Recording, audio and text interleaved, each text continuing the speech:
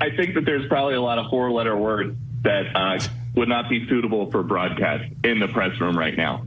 The people in the press shop, and Karine Jean-Pierre was kind of alluding to this yesterday, they are being put in a tough spot by the president's personal attorneys and by the special counsel's office, because Karine Jean-Pierre said that she was not involved in the decision to wait and wait and wait to disclose these discoveries to the public. Fox's Pete Ducey over the weekend, obviously, on the telephone. Fox, they're cutting back. Hey, let's do live camera hits. Let's do this stuff over the phone now. Fox's Pete Ducey, and I think that's some pretty interesting revelations.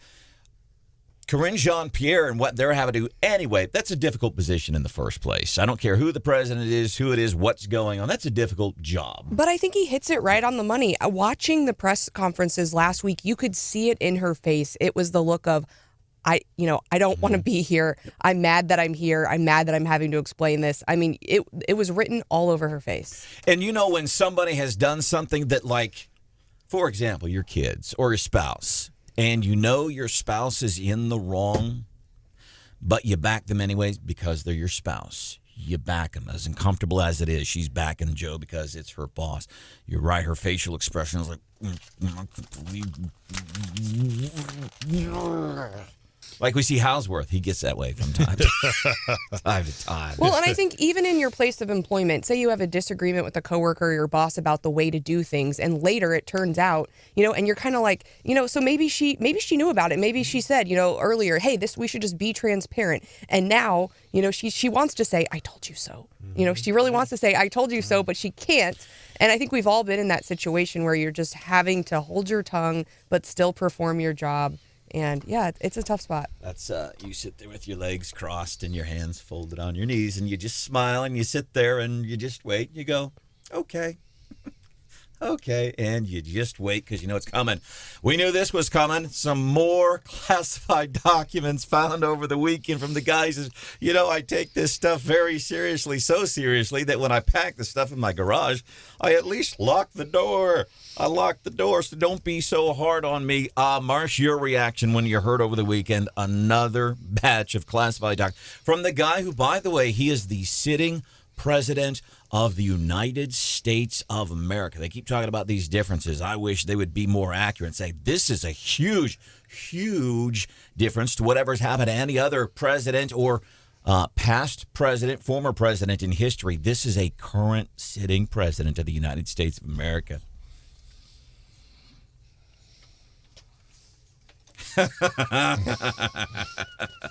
was just stunned like, But now we've heard, as a matter of fact, we've even had people call into the show here at 874-9390.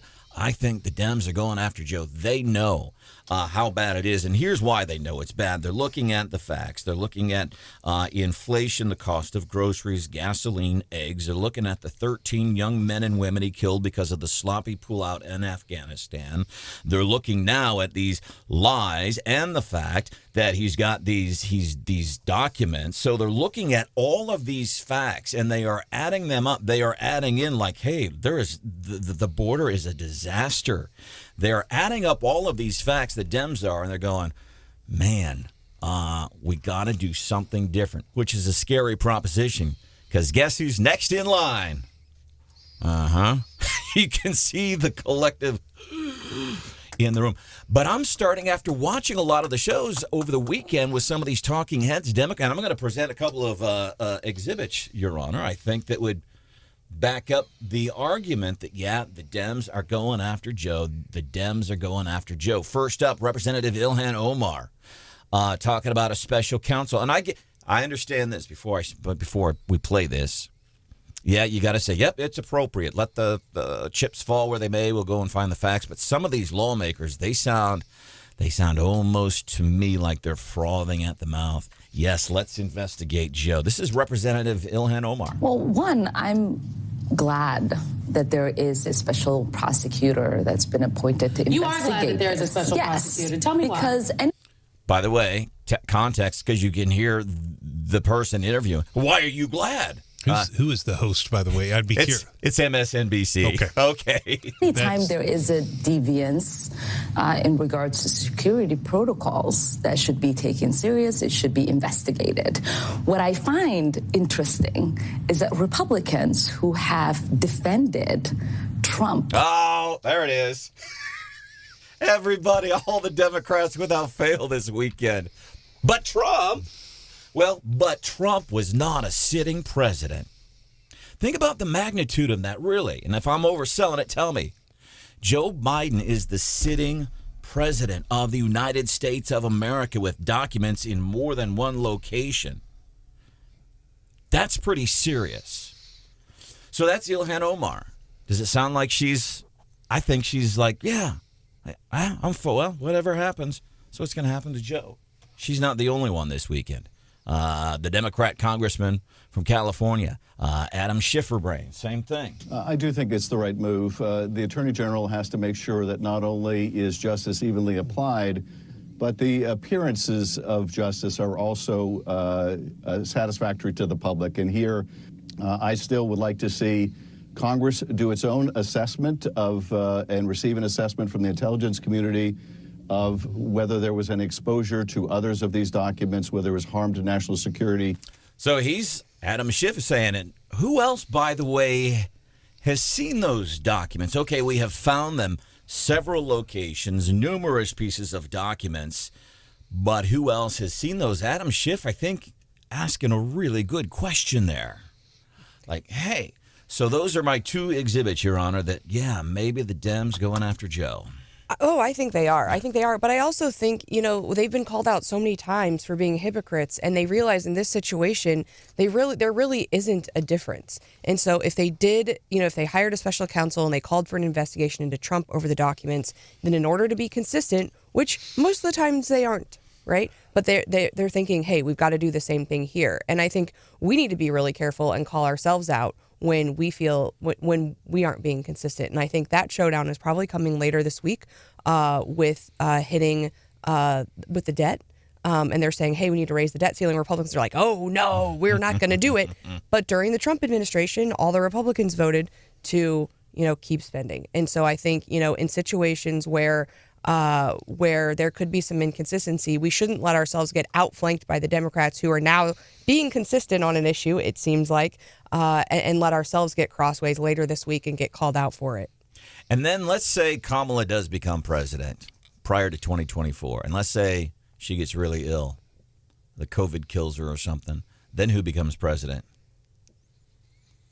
Kevin McCarthy? Yeah. Welcome to the show. Wake up Mid-Missouri. There is Stephanie Powell. Good morning. Mr. Brian Hausworth It's good is to see here. you. Good. Welcome back. Glad you're back. Thank you, sir. We missed you over the Thank past you, couple sir. of days. John Marsh doing yeoman's work. He was. Handling everything like you do when he's gone. And that snow that came out of nowhere, that was supposed to be a dusting, by the way. And, of course, again, we're not being critical. We talk about this sometimes. Again, we go by what the Weather Service says, but it really was not even supposed to go that far. And we laugh internally because you always try to use good judgment. Hey, here's the information. Be careful. And, hey, here's what public officials are. And that's our job, to relay information from public officials, emergency management officials, relay it to you. Doesn't mean you have to do it. And so we'd had some behind-the-scenes stuff with that. And then so this, we don't say anything hardly, and boom, that bit us in the big old rear end. There's producer Hannah. Good morning. John Marsh is here. Chiefs, we know who the Chiefs are. By the way, did anybody by chance, sometimes I watch football, I don't care about the teams involved, I'm kind of caring now because you want to see who potentially the Chiefs could face. I'm watching the, Jacksonville LA Charger game. Yes. I can't believe I watched the whole thing, and I am glad I did. What an incredible game.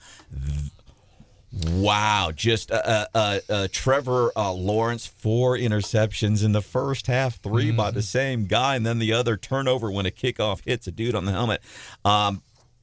Does Trevor Lawrence wear a weave? No, his hair is just very long. His hair is very long. Well, here's the Brandon's asking because he's interested in purchasing. like if there's why they make these weaves, why can't we make a toupee for us dudes, or a piece that doesn't look like a toupee or a hairpiece?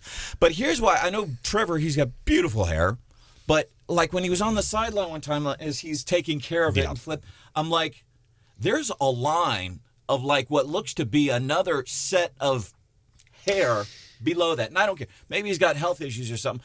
I'm not aware it just of anything never like occurred that. to me. Don't throw shade on weaves. Yeah, I know. I'm not. I'm just asking the question. I've never seen it. And they are getting really a lot better with like the glue on fake hair. Really good. And one thing about him too, at Clemson, he just had.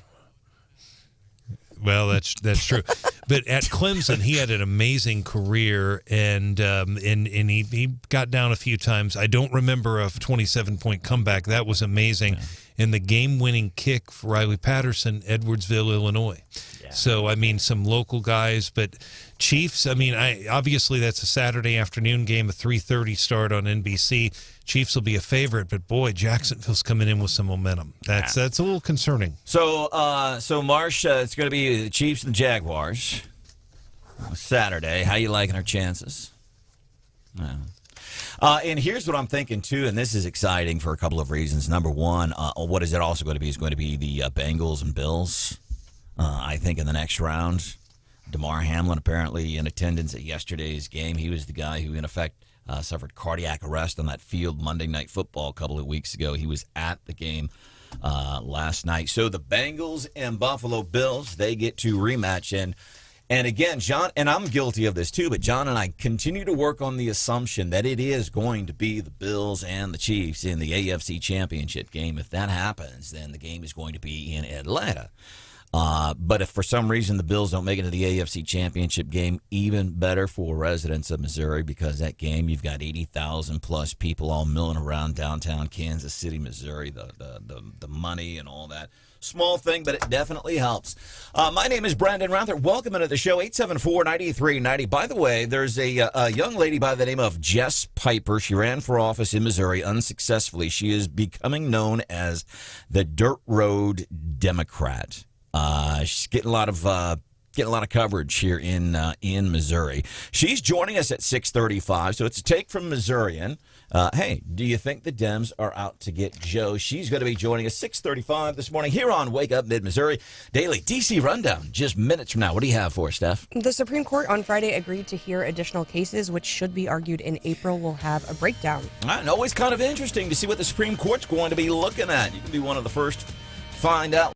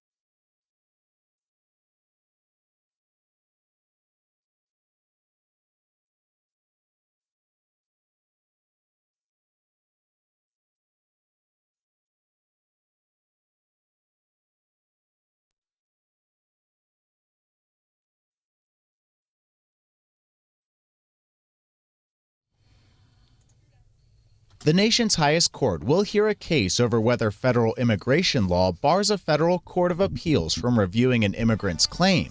So that's one of the things happening at SCOTUS this week. But what are some things coming down the pipeline?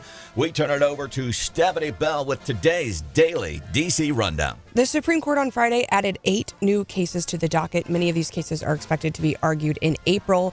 One involves a postal worker. His name's Gerald Groff, and essentially it challenges this federal civil rights law that says employees' religious practices have to be accommodated unless the employer can demonstrate doing so is an undue hardship. So he's a postal worker. He lives in Pennsylvania. He's got some religious beliefs, and he said, hey, I got to be off on Sundays. That's my religious practice. And at first, they were able to accommodate him. Later, they were not. And so that case is headed to the Supreme Court. So the Postal Service is saying, hey, you have your beliefs, and we respect that, and we have been able to accommodate you for a long time, your religious beliefs, so you can't work on Sundays, even though you've been able to help us out a little bit. Post office is saying, but we have needs too, and if you cannot fulfill those needs, we've got to do something else. Yeah, it's an undue burden on the Postal Service. So where do you draw that line? That case is headed to the Supreme Court. This one, too, a 94-year-old Minnesota woman fell behind on her property taxes, and her home got confiscated by local authorities. The county sold her home for $40,000 as payment for a $15,000 property tax bill, and they kept all the money, too. Jeez. So that is being challenged as violating 2 separate constitutional provisions barring excessive fines and taking property without fair payment. What if we changed, instead of a 95-year-old woman, we said it was a 38-year-old married couple? Do we react a little differently? It's really sad that it was a 94-year-old woman. And a lot of times these cases get teed up in a way that tell a very good story. About all of the additional documents, Representative James Comer says, we have a lot of questions. I think a lot of people have a lot of questions. How there have been so many documents, why it took them so long to tell us about the documents. Are there any other documents? Why the documents were in the garage? There are just so many questions. What we do know is over the weekend there was like the one document, and then now there's 5 additional pages. And you asked before, every time they say documents, do they mean like multiple page documents or pages? They are being very specific in this last tranche of documents, saying there was 1 page and now 5 additional page. Either way, it spells bad news for Biden. And as the audio you already played this morning, it seems like the Democrats are out to get him. And the other thing I'm wondering, because and not that I do whataboutism, but when the Trump thing came out, I don't recall them mentioning, but in this document, there were only 2 pages in this. And they're doing that. That's how the national news outlets are doing it. My God, they're covering their tracks, or at least trying to. Yeah, 5 or 6 pages sounds way better than 5 or 6 documents. What was Biden up to? He was the first sitting president to deliver a Sunday morning sermon at King Ebenezer Baptist Church. And he was, today's Martin Luther King Day. He used some MLK quotes in his speech talking about, and specifically he said, where do we go from here? He did say, basically, at our best, America wins. We're fallible, we fail and fall. And I'm like, is he talking about himself over the last week or just in general? It's kind of that preemptive, man, I messed up and I know it. And so I'm going to really soften the landing on that. That's your daily DC rundown. Coming up, the Dirt Road Democrat, Jess Piper, is getting huge traction in Missouri on the Democrat side. Name to watch on the side of the Democrats. Her take on what's happening with Biden. We might also ask her about, I'd say sports gambling. I think it's more proper to say. We'll ask her about legalized sports gambling here in the state of Missouri. That's at 6:35.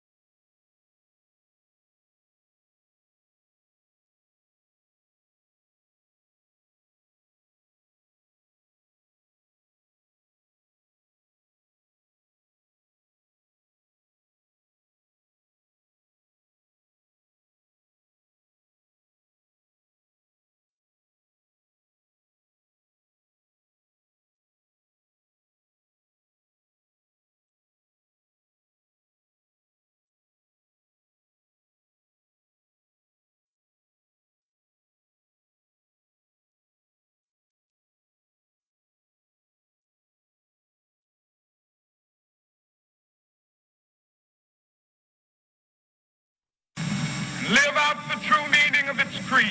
I have a dream that one day this nation will rise up and live out the true meaning of its creed. Martin Luther King, the famous "I Have a Dream" speech. A lot of businesses, a lot of office places, schools, banks closed today in observance of Martin Luther King Day. Did some incredible work over the years to ensure civil rights for all. Welcome into the show. It's Wake Up Mid-Missouri.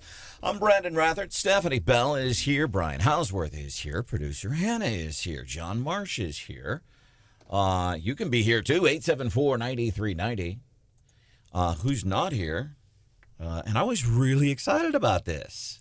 Now, did you confirm that you told this person the correct time? That's a good point. That's a fair question. Let me double check.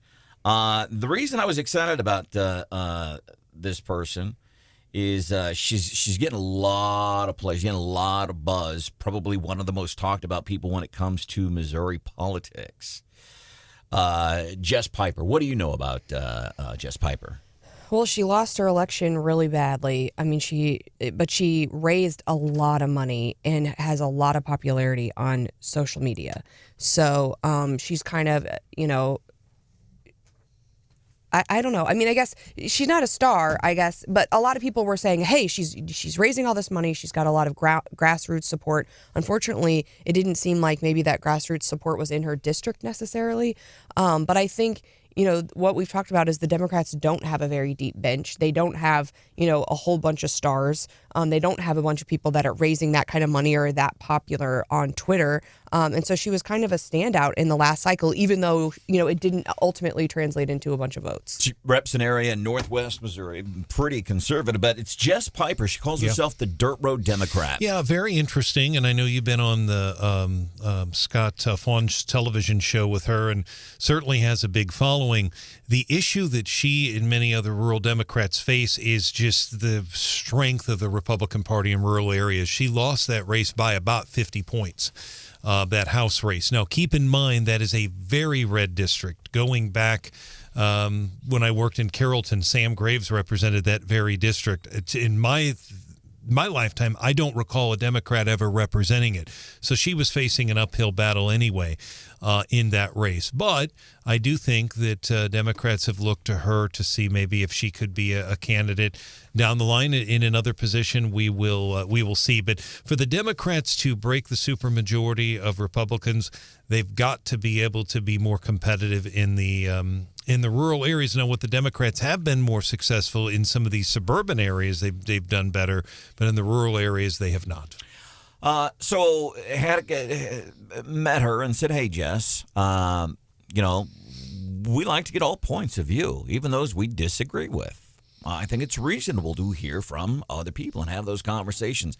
One of my favorite guests over the years has been Claire McCaskill. So I told this Jess Piper, invited her on, said, hey, would love to get your take, Missourians' point of view. Do you think Dems are intentionally sinking Joe? Are they the ones saying, hey, listen, are they planting those documents? Or are they ones just bringing attention to folks? Hey, you need to go and look for those documents. We know we have them. I said, would you want to come on and talk about that? Because we've been looking for a reasonable way to have her here on this show. So, yes, to Hannah's point, 6:35, Monday. And then I told her, hey, we don't do sucker punch radio. We don't do gotcha radio. If we're going to sucker punch you, we will tell you first. Because obviously, as a Democrat, she had some hesitancy coming on to Wake Up Mid-Missouri on 93.9 The Eagle and 104.5 News Radio, 950 KWOS. And I'm like, hey, that's not what we do. We just don't. Now, if you say something that's inaccurate, we might call you on it. And then she talked about another interview she did on a... That was in KCMO. She and the host, she felt like the host was unfair. Yeah. Now, just confirming, this is Monday the 16th. That you told her. Let me right? double check again. Hannah's my conscience.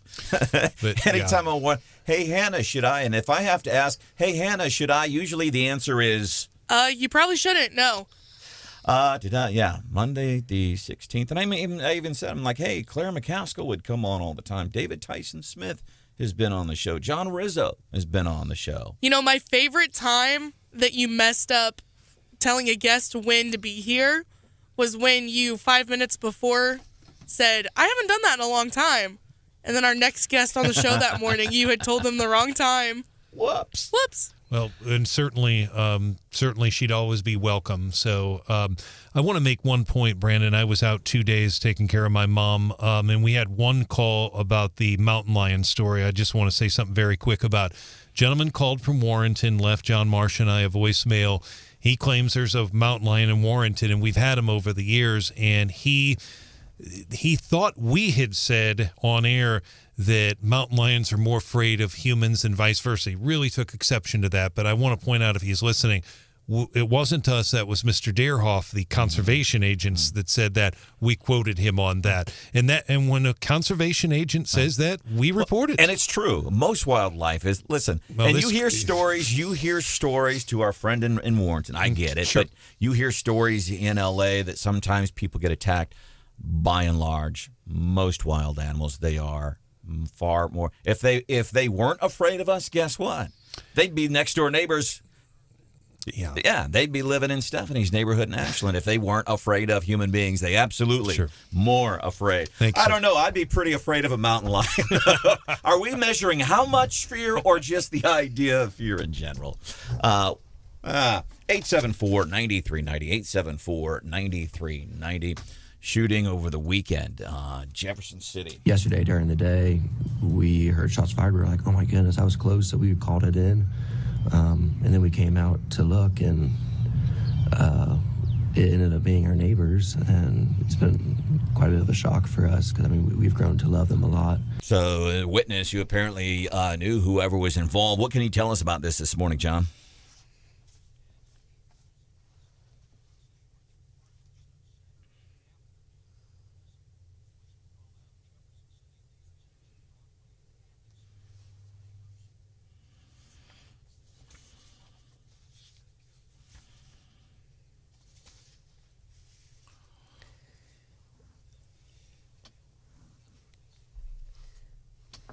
Is there any reason why? I mean, I saw a lot of frustration yesterday about that, about why more information isn't coming out. Are they saying that it's the folks involved, or that it was the weekend? I mean, it seems like this is different than other issues we've had before. Okay.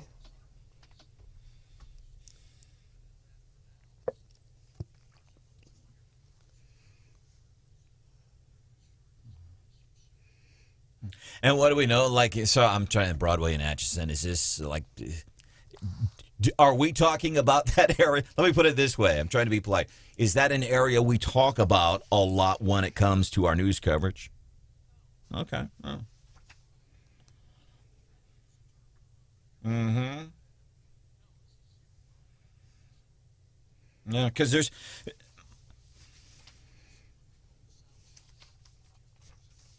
All right. Well, thank you for that, because there's, as a matter of fact, right now, because there's parts of pretty much everywhere you go, no matter what city, you go to cities across America, and they have that part of town. As a matter of fact, right now, ABC 17 covering a story. Somebody earlier this morning drove through a liquor store up north of 63, east of I-70.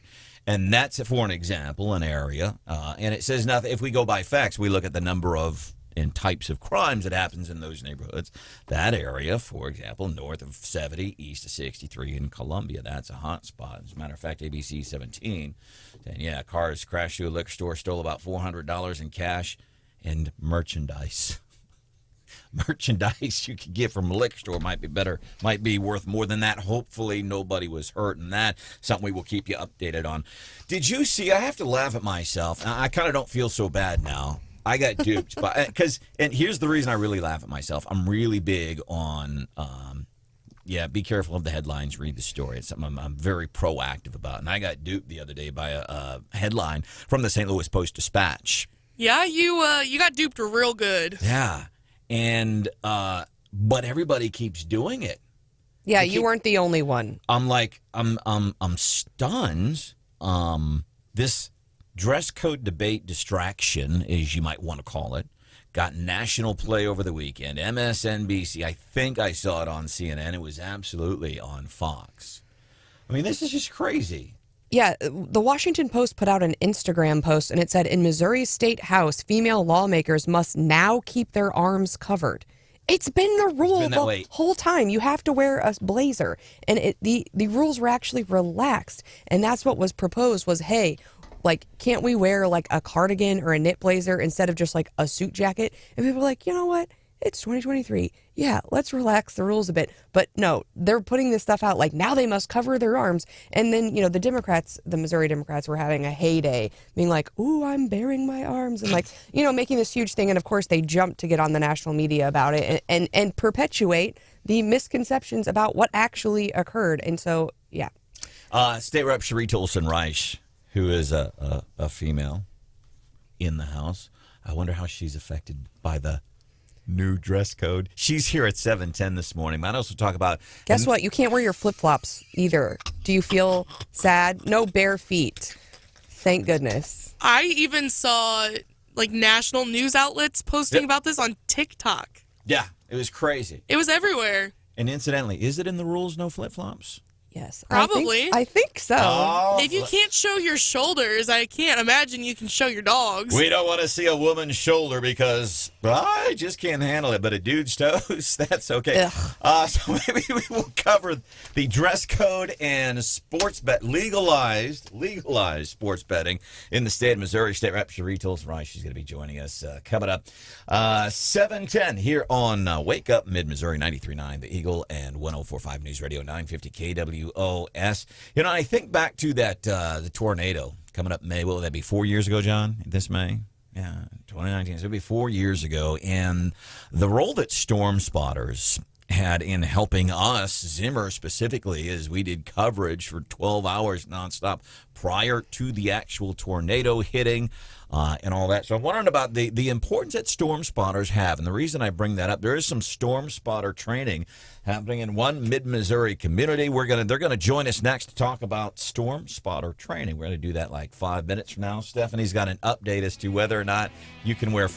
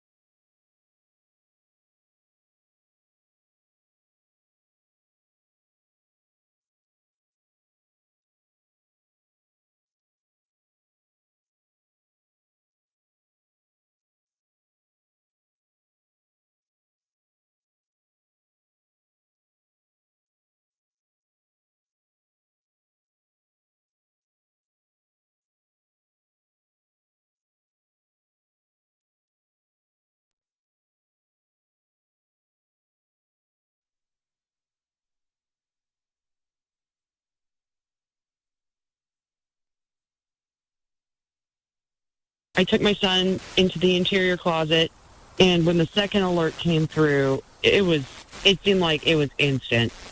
All of a sudden, it was just, the rain picked up, and it does sound like a freight train. It really does, and it felt like an earthquake. So that was from our tornado coverage. Tornado, May of 2019. We saw what it did there. That was one of the folks who called in during Zimmer's coverage of that tornado that really is kind of an apex point, at least in the recent history of mid-Missouri. And that stuff, it's important. And you know who's really beneficial, who can be indispensable in situations like that? It's not just your local radio station, and it's not just emergency personnel. It's storm spotters. It's people, in effect, that are out in the field who are trained to spot these things. And there's some training that's going to be coming up in Boone County, and eventually we're going to be joined by the Boone County Office of Emergency Management. 2 in a row, huh? So yeah? Maybe something's wrong with our phones. No.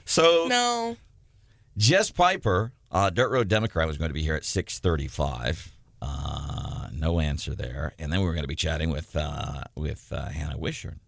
And she's with Emergency Management in Boone County. And she was supposed to be on at this time, so we're calling, and there's nothing going on there. So the first thing we do, Hannah, whenever this happens... I have an answer to your previously asked question. Oh, flip-flops in the house? Yes. All right. Well, you do that while I make sure I've got my deets right on Hannah Wichern here. It's not only that women must cover their arms, which actually isn't in the rule, but the rule says when the house is seated, proper attire for gentlemen, I don't know if that applies to you or not, Brandon, shall be business attire, including coat, tie, dress trousers, and dress shoes or boots. So I don't think we would put flip-flops in the dress shoes or boots. But interestingly enough, I guess you can wear, and I've seen people wear their cowboy boots on the floor. But what if I wear my nice flip-flops? Yeah, like bedazzle your flip-flops. I don't think that's going to count. I think they're going to tell you got to put on real shoes. I will say, though, I do want to give points to our good friend Elon Musk because it was so bad, Brandon. People were getting duped so bad that Twitter was like flagging the Missouri Democrats' tweets. So Representative Peter Meredith tweeted out, debating the House rules on the floor today, and the First Amendment offered by a Republican is about making stricter the rules of what women have to wear in here. That tweet shows up on my Twitter feed, and it's got a little flag from Twitter, and it says, and this is one of your favorite words, it says, hey, we've got some context we need to provide here. And what it says is missing important context, the rules changed by Missouri legislators actually relax dress code requirements for women by allowing cardigans to be counted as blazers, and then put a link. And so I wonder how many, if you tweeted a lot of your stuff, I wonder how much of it would be flagged, because you like to leave some context out occasionally. When it benefits me. But I've never really seen that from Twitter, and I've certainly not seen it in relation to a Missouri political story, so good on them. All right, our guest right now, Hannah Wichern. She is with the Boone County Office of Emergency Management. Hannah, we were supposed to have you on a minute ago, but so there's 2 guests that we've tried calling this morning that aren't there, and you were one of them. I'm looking at our text history, January 16th at this time, correct? Yeah. All right, cool. So it wasn't me. Something's wrong with our phones. I was wondering. I almost texted you, so I'm glad you texted me. All right, maybe the phones maybe forgot. Yeah. So, hey, can we do this? Since we're running out of time now, since we've been trying to get a hold of you, would you be willing to join us like at 7:50? Can you do that? Sure, that works. All right, can you call us then just to be safe? Yep, that works. All right, this is important stuff. Hannah, thank you. Coming up a little bit after 7 o'clock, State Rep Cheri Toalson-Reisch. She's here to talk about that dress code and mostly the coverage you got nationwide and legalized sports betting here in the Show Me State.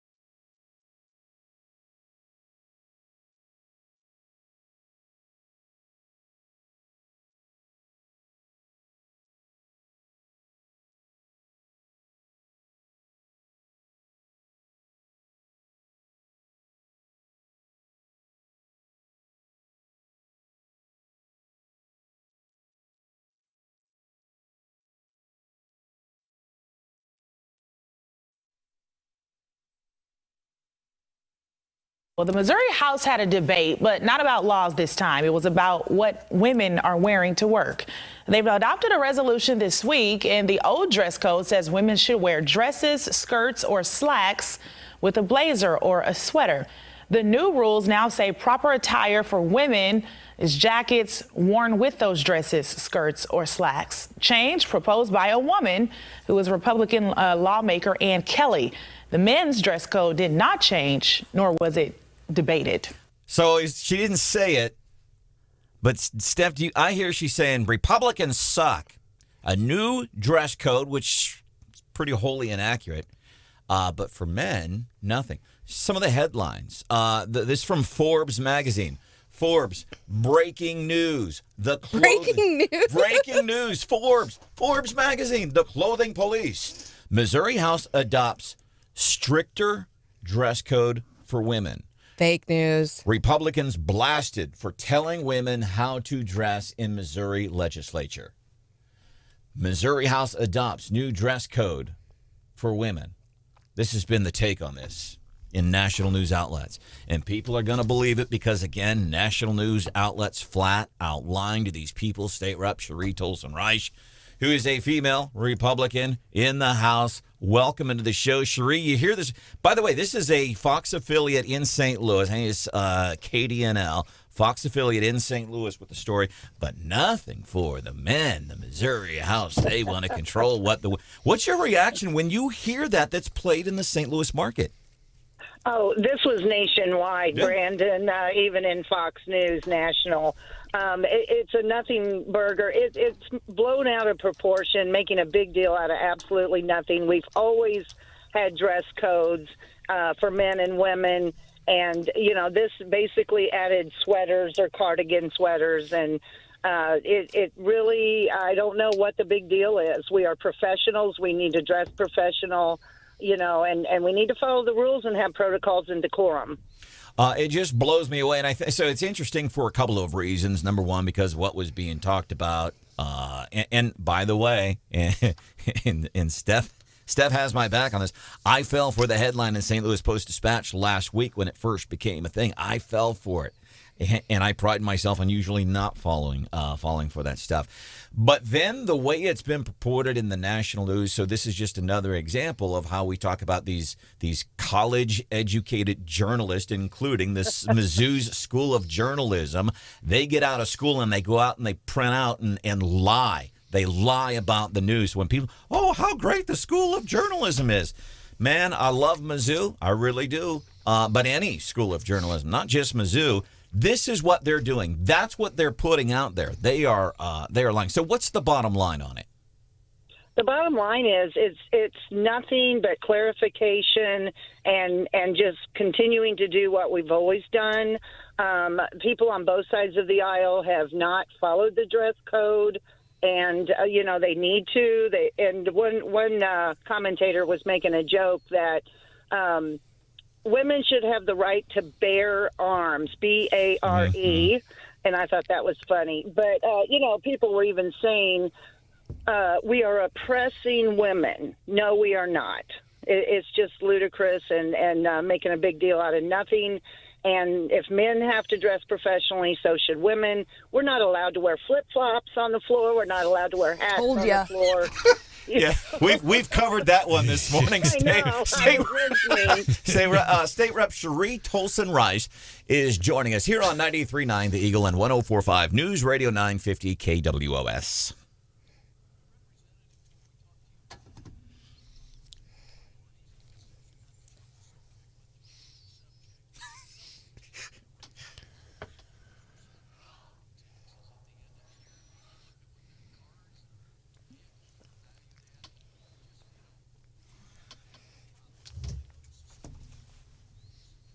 Correct. And looking at my bill, I have an older car with high mileage, but yet now it's worth so much more, and my taxes went up just like everybody else's. And Senator Bill Eigel has a bill to try to eliminate it completely, but I think at a practical standpoint, it needs to be somehow phased in or put some kind of parameters on it, whether either excluding certain things, whether it's boats, motorcycles, or what, or something that's over a certain number of years old. But, the flip side is, how are they going to replace that revenue? And so this is going to have to be a deep discussion and debated on both sides of the building. Representative, we appreciate you joining us. Just a very quick point about the dress code, and then I have a question about a committee you were just appointed to. The Republicans did target Mike Moon last year, one of the most conservative Republicans, maybe the most conservative Republican in the legislature, his own party, because he walked down on the Senate floor wearing overalls, and he was basically, they threatened to kick him out and kicked him off of committees. There were some other things there, too. So this has come up before, and it's not just Democrats, it's Republicans, too, obviously. You have just been appointed, Speaker Plocher, Vice Chair of the Higher Education Committee in Jefferson City. How important? Yes. How important is that in your role? It's huge. It basically is my relationship I have with MU. I think they felt I would go to bat and be a spokesperson for the flagship council and the impact it has, not just here in mid-Missouri, but statewide, nationwide. With our research reactor, we've got a lot of good things coming out of MU, and I will be there to support them and all higher ed institutions. State Representative Cheri Toalson-Reisch is hanging out with us on the show, talking about a myriad of things, the dress code. You know what? I wish. Here's the next thing. This should get national headlines, and I know it would never fly. But after sitting there in the chambers watching Governor Parsons' State of the State address, and I don't know how many hundreds of people were in the chamber that day, and Governor Mike Parson honoring, I think it was a Missouri State Highway Patrol trooper who was injured. Yes, it was. Yes. Injured and still has visible issues because of what happened while he was serving and protecting us. And that house, I've never heard in such confined quarters, the people that got him cheered and the standing O that went on and on and on. And to see a group of lawmakers, I'm going to assume they were from Kansas City or the St. Louis area, to sit on that floor, not clap, not acknowledge the heroic acts of this guy. That is one of the most sickening things I've ever personally witnessed in our Missouri state capitol. Maybe that could be the next law. Where are we with legalized sports betting? So it has been proposed the last several years. There's a lot of people for it. I personally will be a no vote. I think we have enough gambling in Missouri as it is, but it's gotten a lot of traction. I think it's one of the speaker's priorities, and so it will be brought up for debate. We'll see how the final vote comes down.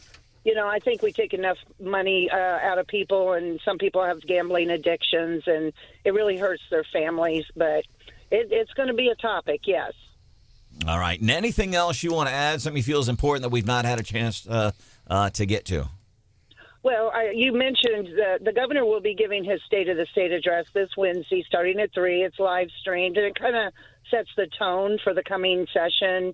And, there's some of us on that floor that back the blue and others that want to defund the police. So there's a clear distinction. And so I'm looking forward to working hard. I'm on 4 committees, back on education, back on elections. And as a senior, my final term, I'll be taking more of a leadership role. I'm already taking freshmen under my wing to mentor them. And so I'm really looking forward to it. Who's and all of a sudden, Maisie, she's like 24 years old, Northwest Missouri. She's been on here a couple of times. We think, if not one of the youngest ever elected to the legislature. Maisie's her name. Have you had any dealings with her? Absolutely. So Maisie Boyd and I, being that we're like-minded and very conservative, I've kind of already taken her under my wing, but she's strong. She's fierce, and she's been in my office. We've sat down and talked, and I'm looking forward to working with her. I think we're both going to kick butt and take names, so we're very excited. 24 is the minimum age. Dirk Deaton was 24 when he came in. There's been several over the course of history that came in at 24, but she's a fighter like I am, and it's going to be great. Hey, and let me ask you this, not that I'm wanting you to come on and trash her, but Jess Piper, I'm assuming you're familiar with the name Jess Piper? Vaguely. Vaguely. Yes. She's dirt road Yes. Democrat. Within Jeff City, she got a lot of talk because she raised a lot of money, very active social presence. It did not show come election time in the House seat that she ran for in very rural Northwest Missouri. She had agreed to come on the show this morning to talk about Democrats' take that Democrats are the ones potentially setting up our president with these classified documents because the Democrats don't even want this guy in office anymore.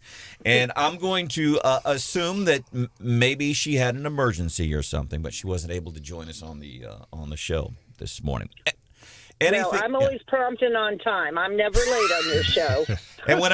and I always give the right information on how to get in touch with you also. State Rep Cheri Toalson-Reisch, thank you for joining us this morning here on Wake Up Mid-Missouri. 93.9 The Eagle and 104.5 News Radio 950 KWOOS.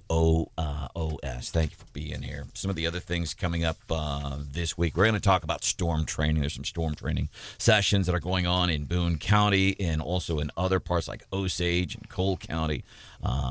Things like that. City Council meeting tonight in Columbia. That's going on. They're talking about marijuana. How are they going to tax the weed? And I'm sure they get all excited. Ooh, another tax stream, marijuana. And rightly so. The Chamber of Commerce has been talking about this, too, as far as it relates to what's happening in the workplace. Because when it comes to medical marijuana work, your bosses can't discriminate against you if you're taking medicinal marijuana. And the Chamber of Commerce, Missouri Chamber of Commerce, recently talking about, well, how would this apply as it relates to recreational marijuana? Because the big thing is with the recreational marijuana, it's like people, they compare it to booze. Sure. But you can go out over the weekend and you have a few drinks, meet with the girls, happy hour, what have you. Next day going to work, no big deal. Nobody would ever know you drank. But in the workplace, if you're doing the weed, if for some reason you got urine tested, people would know that you're on the weed. So I think that's kind of one of the interesting things we can look for on the forefront. Coming up, we are going to do What's Hot With. Hannah, what do you have for us, Hannah? Well, the folks of Dallas, Texas saw the stories about the Boone County Cougar and decided to raise us one. Uh-oh. Trying to best us. Did we get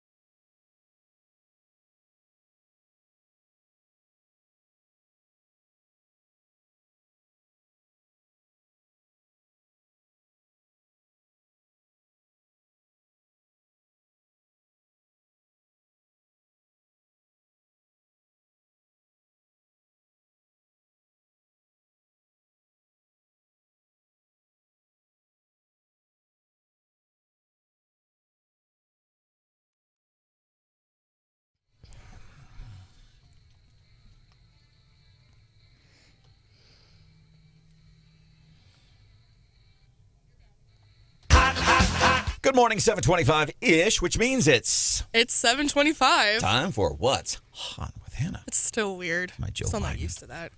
What's hot? By the way, Joe Biden, he whispered again over the weekend. I don't know why. He was talking about vetoing stuff. Well, let me be very clear. If any of these bills make it to my desk, I will veto them.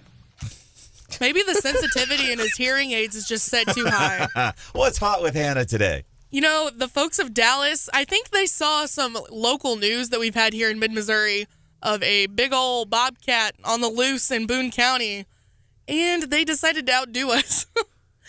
The Dallas Zoo on Friday spent most of the day searching for an escaped cloud leopard that had gotten out of its enclosure. And thankfully, they found it by the time Friday evening hit. There was no major incidences that have been reported. But how do you just lose a whole leopard? That's what I want to know. Apparently, they're investigating it because, in their opinion, it looks like the fence to the enclosure was intentionally cut. The second cloud leopard in the enclosure decided to stay put. No, I'm a chill here. 3 hots and a cot every day. Why would I leave? Right? But I think it's crazy that officials were just like, yeah, there's a leopard on the loose. But they said that it wasn't a serious situation, which is slightly concerning. I feel like that's kind of a big deal, but maybe not. Somebody standing in front of the big hole of the leopard enclosure vent. Nothing to see here, nothing to fear here. Yeah, officials said that the animal posed no danger, which, again, yeah, kind of. Again, though, I'm not sure I fully believe it, but that's neither here nor there. I guess this isn't the first time that the Dallas Zoo has had an animal escape either. In 2004, they had a big gorilla get out.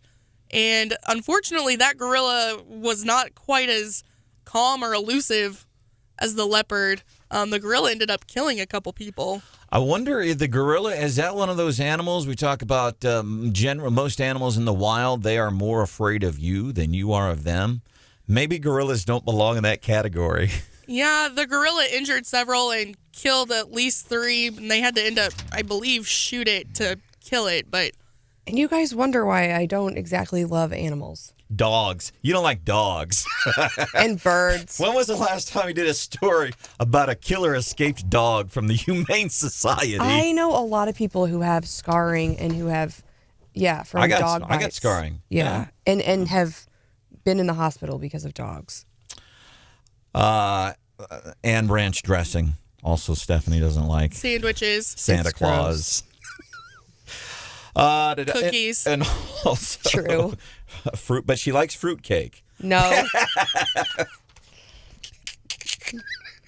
With turkey gravy on them. I didn't know that about Stop it, you're scaring her. Meanwhile, apparently, and I wonder if somebody's going around and doing this because at the same zoo, there was a hole cut in the monkey enclosure. The headline, all monkeys accounted for after staff. Is this about, yeah, right? All monkeys accounted for after staff discover a hole cut in the monkey habitat at the Dallas Zoo. And I don't know if we've ever had any big-time escapes from the St. Louis or Kansas City Zoo. Some of the interesting things, that's what's hot with Hannah. Hey, about that stranger danger thing, when it comes to teaching your kids safety as it comes to strangers out in public, how do you handle that? Mom going viral on TikTok for an interesting take on the whole stranger danger thing and waiting to see if there have been any more classified documents found on Joe's person this morning. We'll keep you updated here on Wake Up Mid-Missouri.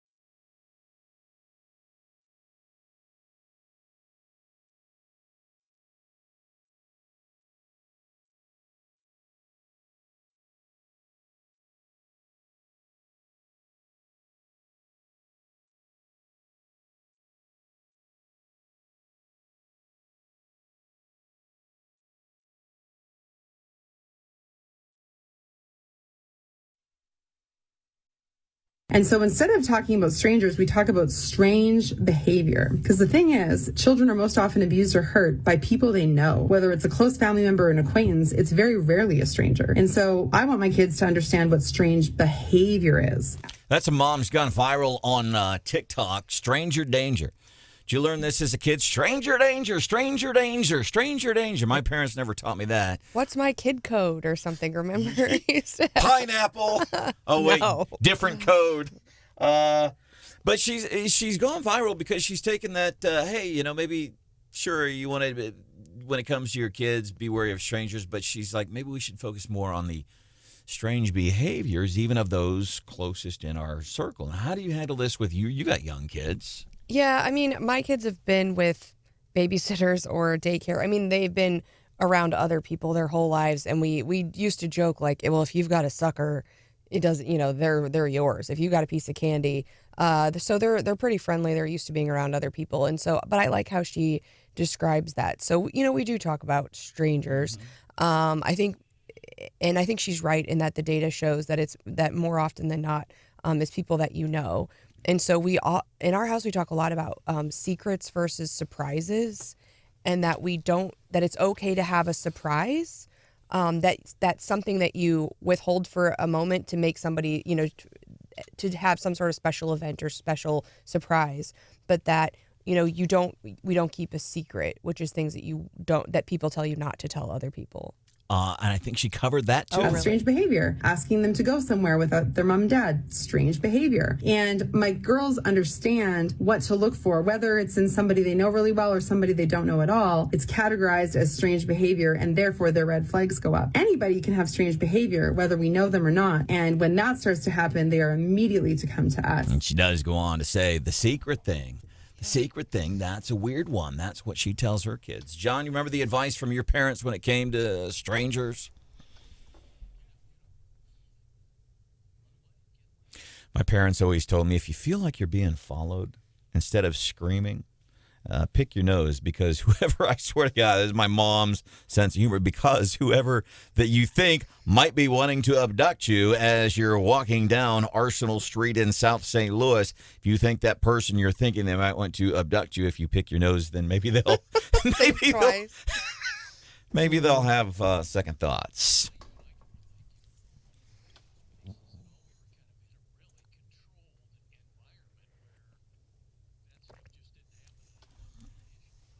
Yeah, it didn't have to. It was never really a concern for the most part where I grew up until I moved to the parts of St. Louis. I don't think I'm supposed to say inner city anymore because some people is afraid there's an implication. It means a certain thing.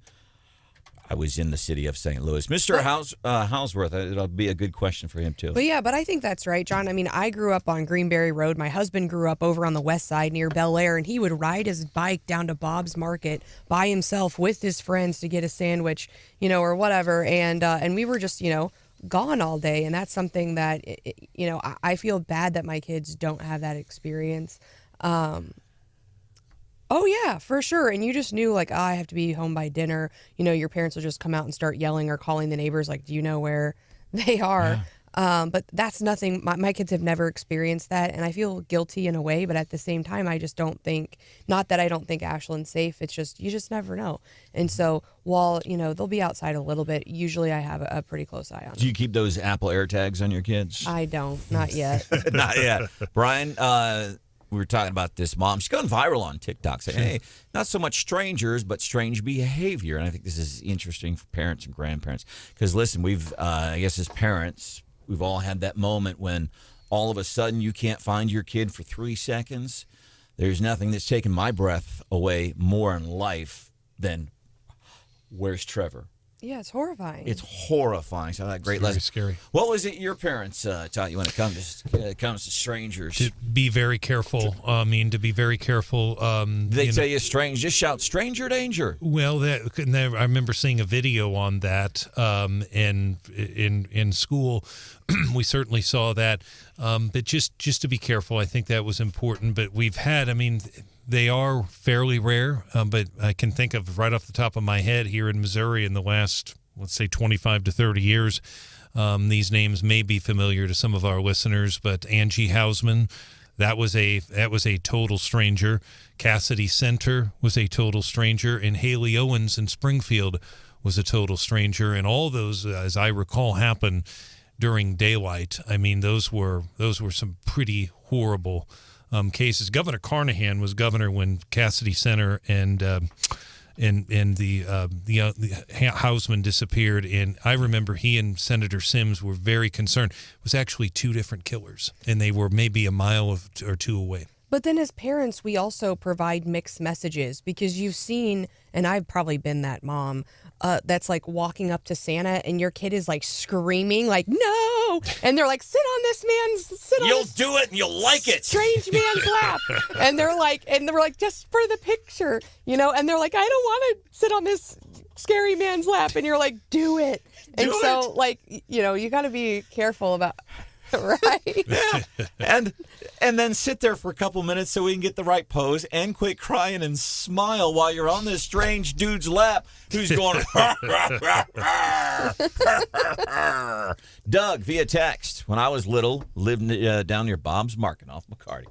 When I was 5, my brother and I, we'd get on the city bus and ride it down to the state capitol and play elevator tag. Wow. We used to play hide and go seek. Old famous bar in South St. Louis. Famous bar would be comparable to Dillard's nowadays. Yeah. And it was a big store too. Oh, famous bar, not a famous bar. I was like, why are you? I was also confused. Yes, I remember the famous bar. Okay. I've got some of those stories too. I've been to some famous bars. Jackson Hole, Wyoming, the $1 Million Cowboy Bar with the saddle seats. It was called Famous Bar. Maybe it was Famous and Bar. I don't know. No, it was Famous Bar. Famous Bar. Kind of for middle class folks like us. It was a high-end department store for middle-class folks, but it wasn't really high-end. And we would skip school, and we would go there, and we played hide-and-go-seek all day on the elevators and the escalators, trying to avoid our friends and authorities. Can I share this one from Brendan off the text? The only secret. So one of the things that this mom has gone viral for when it comes to your kids and grandkids is, hey, we work more on that strange behaviors, even if it is close family members. Brendan says rules. The only secret you're allowed to keep from your dad is if Uncle Jim comes over while Dad's at work. God, that's a stretch. 874. Nathan saw a video of a kid doing a comedy routine yesterday. Mom and Dad always telling me not to get in cars with strangers. Yet tonight we took an Uber to get there. Right? Mixed messaging. So when I was a freshman at Mizzou and I lived on campus in a dorm, I had to park over at Mizzou Arena. So it was a long hike to my dorm, right? I remember those days. Yeah. For you, not for me. And it was one of the first couple weeks of school, so the buses weren't on a regular schedule just yet, and I did not feel comfortable walking over a mile, midnight or so, back to my dorm, and so I called an Uber, and I just got lectured by the Uber driver the entire 1 mile drive back to my dorm about how unsafe it was to get an Uber when I was by myself. Wow. Well, it seemed safer than walking by myself across, Mizzou's campus, but I guess not. It's Oh, yeah. Wow. Oh, yeah. When Hannah first started going to school, she would come here. God, this kid worked hard and still does.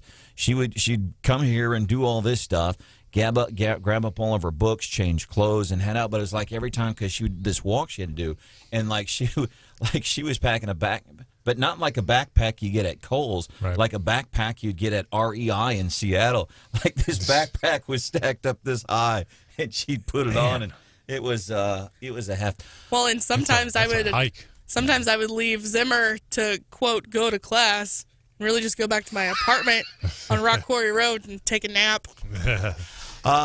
Any more documents, any more classified documents been uncovered this morning that anybody has been aware of? More found over the weekend. I am buying into this idea that Democrats, they're the ones that are setting this up. And I say this because, number one, it is really starting to make sense because Democrats are looking at facts, and here are the facts. The economy, gas prices, eggs, the border. Biden killed 13 of our fellow Americans, including one from Missouri because of his sloppy pullout in Afghanistan. Ukraine was invaded by Russia because of Joe's sloppy pullout of Afghanistan. That's not me saying that. That's NATO.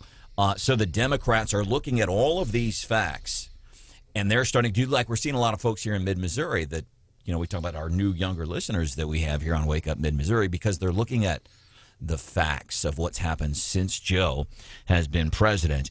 And the Democrats are going, yeah, this is not good. Several folks over the weekend, including Representative Ilhan Omar, Adam Schiffer-Brains from California, both say, yeah, it's good that we have an investigation. So you keep an eye and let us know if any more documents are found. Well, we will, and we'll certainly keep an eye. But, and I, again, don't know where it's coming from, but it certainly has come out, and obviously a special counsel has been appointed. But you have, looking at it from the Democratic perspective, they did better in the midterms than a lot of people thought they would. I mean, so, he is, and he still has, he still, I think, would be a formidable candidate. I don't know, whoever, if they put DeSantis, Trump, it doesn't matter. Whoever would run against him at this point, barring something unforeseen, President Biden would be tough to beat right now. I really believe that, because it's just, it's with the math, it's going to be hard. Not saying we can't be beat, but it could be tough. Coming up just a few minutes from now, what is it like to be a storm spotter? We think back just a few years ago, May 2019 tornado that hit Jefferson City, and how important, how vital the role was of trained storm spotters. Training sessions coming up in mid-Missouri. We're going to cover some of those for you in just a few minutes. As a matter of fact, Hannah Wichern, Boone County Office of Emergency Management, is going to be joining us. If you want to get trained, pretty cool stuff. We'll share that with you. Coming up just a few minutes from now here on 93.9 The Eagle and 104.5 News Radio 950 KWOS.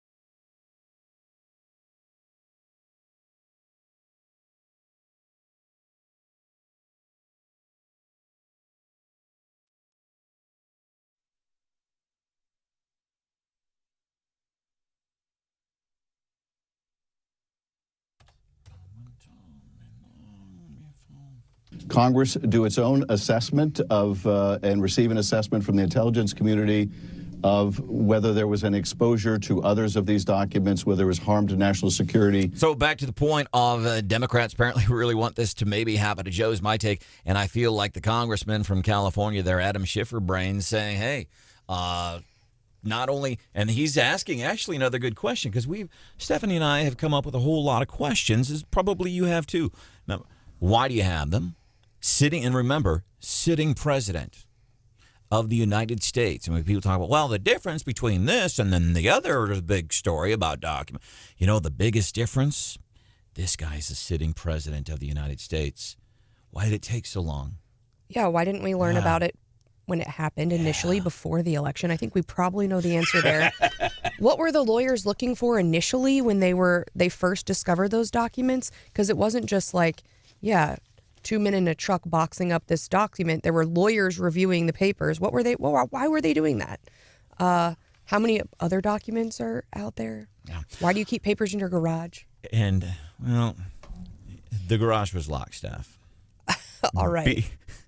Excuse me. Be easy on the guy. Okay. He at least locked it. But Adam Schiff actually brought up a good point. And while those documents have been out there, who else has seen them? Who else has had access to those documents? What's interesting, we know one of the topics found in the first batch. Where's the second batch? I can't remember at this point, but the first batch documents, is it related to Ukraine? You know what else is related to Ukraine? Potentially Hunter Biden using the family name to buy power and influence. Fox is going to have more on this coming up at 8 o'clock. It's Wake Up Mid-Missouri. Stephanie Bell, John Marsh, Brian Houseworth, producer Hannah. I am Branden Rathert. We talk about the tornado, Jefferson City. It's vital. That's a key point in the recent history of Mid-Missouri. And we talk about the role that storm spotters played in helping emergency management officials and media, Zimmer, with our coverage that day. There's storm training coming up, storm spotter training coming up several areas throughout Mid-Missouri. One of them, Boone County. Hannah Wichern, emergency management, joining us on the show. Hannah, so when are these training segments coming up? Okay, Brandon. So the one that's in Columbia is coming up on Tuesday, January 24th. It's going to be over at the Crossing Church. Tuesday, January 24th. And what's one of the, with your involvement in this, what's one of the coolest things? I mean, it's important. It's vital. Trained storm spotters serve a very important function. But what's one of the coolest things you think when it comes to being a storm spotter?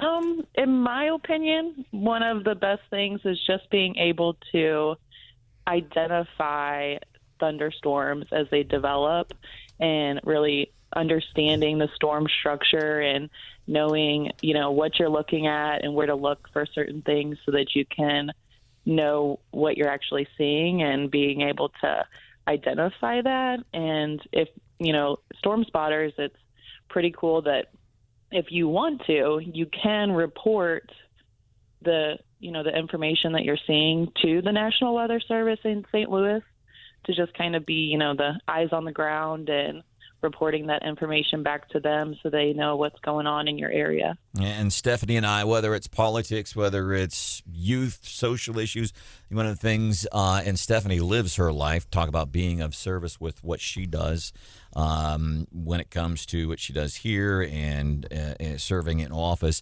And it doesn't always have to be politics. This is, I think, a way to get involved and to be of service. You can become a trained storm spotter. Website where we can go if we want more info on that training, which is coming up Tuesday, January 24th. Yes, the website is ready.boonemo.org. And also the link on there will tell you about the surrounding areas, storm spotter classes that are coming up, as well as some virtual options. All right, Hannah Wichern, Boone County Office of Emergency Management. Thank you for your help this morning. We have appreciated your flexibility. My pleasure. Thanks for having me on. All right. Originally, we were going to have her on an hour ago, and it's probably my fault trying to get in touch with her. I heard that suspected dusting last week included at the lake included some some thunder snow. Yeah. And it was, I think, storm spotters who had caught the fact that, and I think that's one of the weirdest weather phenomenon ever, thunder snow. Thunder snow. John, any other places where this is happening that you're aware of here real quick?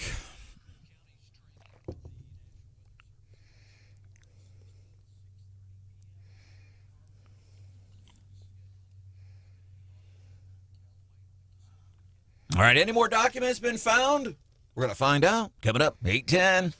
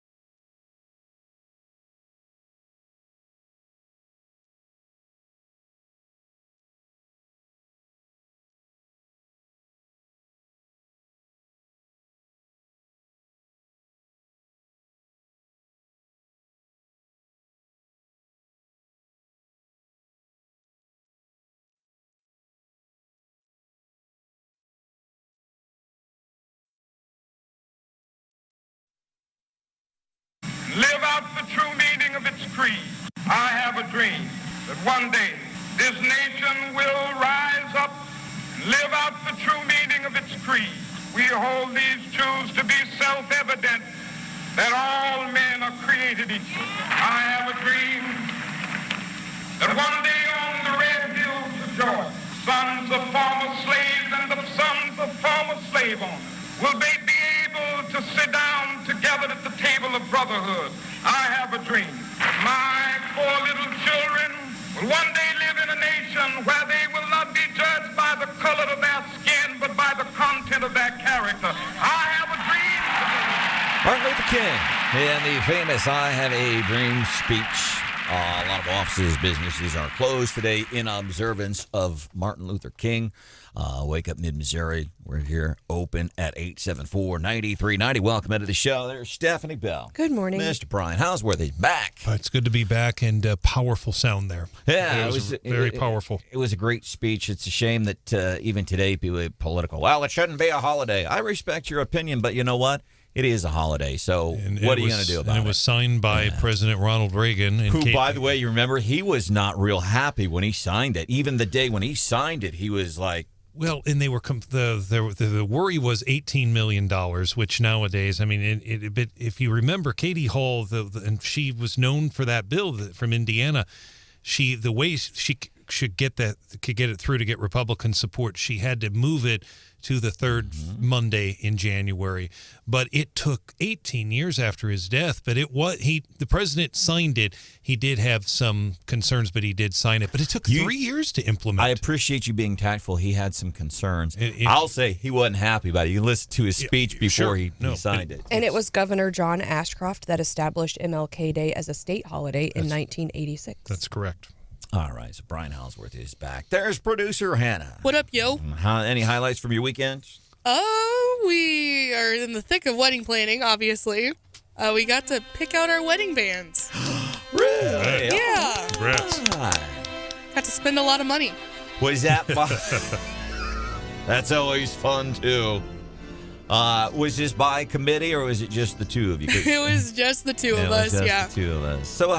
So like you pick out yours, and he has say-so, and what yours is going to look like, you pick out. Do you have say-sos in each other's? You go, this is what I want, and this is what I want. For the most part, we kind of said, this is what I want, but what do you think? And we were all in agreement, so it's good. Communication. That's awesome. Yeah. How about that? There's Mr. John Marsh. He knows all about communications. He's been communicating the news here in mid-Missouri for a lot of years. Highlight of your weekend?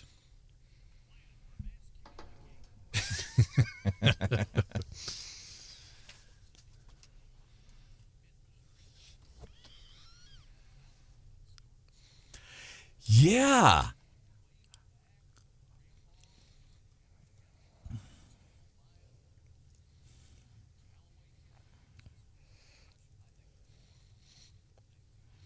Yeah, or there's more. We just don't see them, or they don't get confirmed, or there might be somebody like, for example, my sister. This was in Silex, which is kind of outside the Wentzville, Troy area, just 7 years ago. Saw right by her house, and she had cattle and chickens and all that stuff, and swore she saw a mountain lion. And of course, she's a cop, so I'm supposed to believe her. And she's my sister, so I'm supposed to believe everything she says. I believe it in that area, especially because they've been sighted near there. But to this day, we still tease her like, remember that day you saw a mountain lion area? Tease her for it. Welcome to the show. My name is Branden Rathert. If there is something that we can do for you, please let us know. 874-9390. 874-9390. Big story over the weekend. I can't wait till Tobler gets a hold of this afternoon. Tobler Show weekdays 4 to 6. Some more documents found. And I don't even know which place it was this time. More documents, more and more people talking. Maybe the Democrats are setting up Joe Biden. It's after the midterms. Everything just seems right. And Democrats is what they're doing is they're looking at the facts of what has been the disaster that is the Biden presidency. And you can start with the economy, and then you can go to the Americans that he killed because of his sloppy pullout in Afghanistan, one of them from Missouri. And then you can go to Russia invading Ukraine because of his sloppy pullout. That's according to NATO, not me. You can look at the economy. You can look at another ongoing disaster that more Democrats and even some of these news outlets are starting to call them out on the border. And I think the Democrats, they're looking at all of these facts. And I hope more of the American folks, I hope more people that voted for Biden, I hope more people that are saying, yes, I support Biden. I hope they're looking at facts. And I think that's the problem with a lot of folks, especially when it comes to politics. You have a party of politics. They're not based on facts. It's Capricorns, unicorns. Capricorns? That was intentional this time. This time, yeah. I was trying to say unicorns and rainbows last week, and I said Capricorns. Those dang people born in January, they just ruin. But there's so much of the way they govern and what they want to do. It's about feelings, and it's about all this syrupy stuff. And we can see, we have evidence in front of us on a regular basis. It doesn't work that way. You got to go based on the facts. Coming up a little bit later, we're going to be doing the Morning Bell Business News, little twist. Only Stephanie Bell can give you. Anybody do New Year's resolutions as it relates to fitness? No? Everybody. No. I can tell because I love this time of the year when I go to the gym. Are we bragging about going to the gym again? It's a humble brag. It's just another opportunity for me to mention. You wouldn't know it, though. By the way, I talk about how often I go to the gym. Looking at me, you wouldn't know it, really. Because I love to exercise. And I do. I try at least 5 times a week, at least 30 minutes, walk, go, whatever. And sometimes that includes if we have thunder snow, you'll find me inside of a Walmart doing laps inside the Walmart to get in my steps and burn calories. Sure. Wait, really? Oh, yeah. Yeah. It's a good place to walk. Yeah. It really is. There's a lot of aisles. It makes me think of old people at the mall? Yes. Oh, believe me, I get the reference. Because I'll go and I'll buy something. I'll push a cart around maybe even because, otherwise just some guy walking incessantly. Creepy. Stranger danger. Yeah. Well, and I was going to say, not even just older people that walk the mall.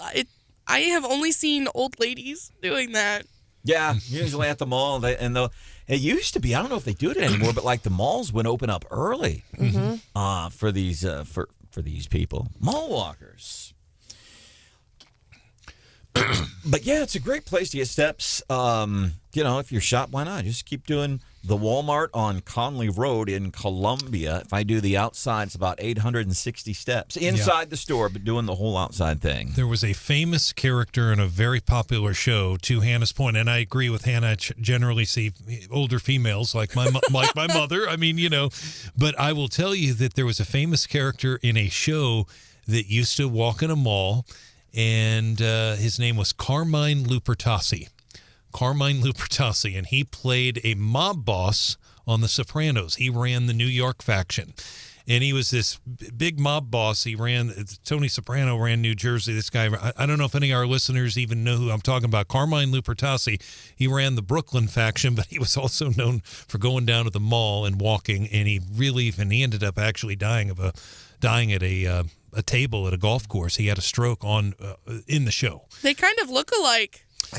Carmine Lupertazzi, yeah, but his real name was Tony Lip. Well, I think, for New Year's resolutions, I think a lot of people try to, turn their whole life upside down and are like, okay, I got to hit the gym 2 hours, 7 days a week. And then it's really easy to get discouraged because it's just, these impossible goals. And I think what I learned over the last year, and it became kind of popular, Hannah, on, TikTok and Gen Z, hot girl walks or rich mom walks. And, really, if you just get out and, think positively and move your body, even if it's just walking, it's better than nothing. Right. And so I've been doing a lot of walking and then I also don't hate walking. Whereas if you ask me to run, I'm crabby about it. I don't like running. I don't like to run either. But there was a new study out from Columbia University last week, and it was examining, the effects of sitting, because we all sit all day long. I did upgrade to a standing desk a couple years ago, and I will never go back. Love a standing desk. But they said that 5-minute walks every 30 minutes could help counter the effects of too much sitting. And so they said, work for 30 minutes, get up, take a quick 5-minute walk, come back. And that's kind of in line with like what a lot of people do, the Pomodoro technique, where you do like you set a timer and you work really hard and then you take these quick breaks, and they're saying on that break, go for a walk. It lowers your, I think, cholesterol, but mainly like your blood glucose. So it keeps your, for folks who are at risk of diabetes, really healthy to get just a quick walk in. Yes. I wonder how many steps they're getting around the White House this morning, running for cover and all that stuff. I'll bet they're burning some steps there. And so here's the thing. There's so if you're new to working out and stuff, people, no pain, no gain. Scientists are kind of reminding folks, hey, not really true. Like if it really hurts, not always the case. But what I love this time of year, you go to the gym. Gym is packed right now. And then about February, it gets back to normal. But the challenge could be if you're super busy. And I looked at my friend Stephanie Bell, incredibly busy, family, attorney, elected politician, Wake Up Mid-Missouri host. You find the time, what do you do? You stand up at your desk, or you can walk on the phone. A lot of times I'll listen to podcasts and stuff if I'm walking. So I'm always multitasking. I'm not generally, but yeah, it has to get on my calendar, and I haven't done a good job of it recently. But again, back to the walking thing. One other workout that's gotten really popular. It's called 12-3-30, and you set your treadmill on an incline of 12, and you do it at 3.0 speed, and you do it for 30 minutes. So I mean, I think the thing for most people is if you're somebody who really wants to get a lot of stuff done, exercise will help you get more stuff done. It'll help you be less fatigued. It'll help you have mental clarity. It will help your mood. And so I know I'm functioning better if I do get in a quick walk here or there. You know how if you get people that tell you something and you're like, because you haven't experienced it yourself, you're like, I don't know if that's true or not. Well, for years, I always heard, man, if you get on just any kind of even walking 30 minutes a day, slight workout routine, you will feel better constantly. I'm like, it's a load of crap. You know why?